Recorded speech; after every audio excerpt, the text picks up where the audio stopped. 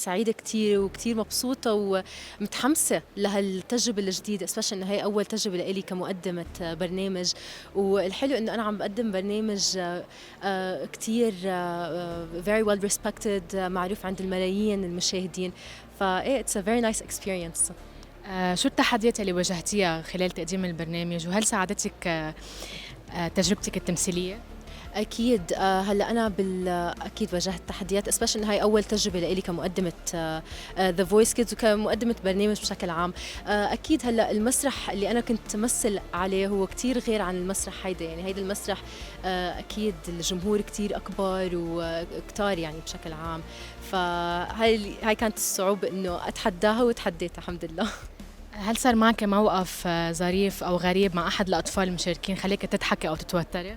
ايه اكيد انا عن جد عم بتعلق بالمواهب اللي عم نشوفهم، وحلو انه في هاي النوع من الكيمستري والطاقه العفويه اللي بيننا، فكل شيء كان عم بيصير على الست وبيهايند ذا سينز كله يعني سبونتينيوس.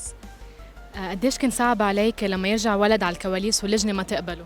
ايه لا كتير صعب especially انه شوفي الشعور انه not to get rejected او انه الشعور اللي هن عم بنحطوا فيه منه سهل ابدا، وسبيشال انه هن اعمار صغيره كتير، فهي اكبر تجربه بالنسبه لهم.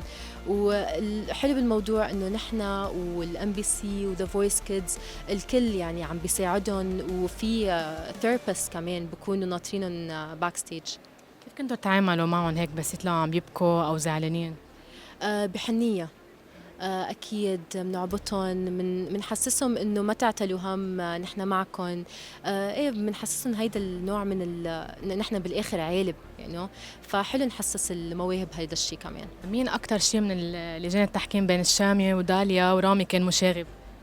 إيه كلهم مشاغبين بطريقتهم يعني ما فينا ننقي واحد بس، لا كلهم مشاغبين.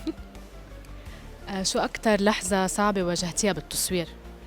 أكتر لحظة صعبة واجهتها بالتصوير هي اللحظة إنه لما ينزل الطفل ويكون عم يبكي، يعني منا سهلة أبدا، لا علي ولا على أهل ولا على الجمهور كمان ولا على الطفل هو ذاته.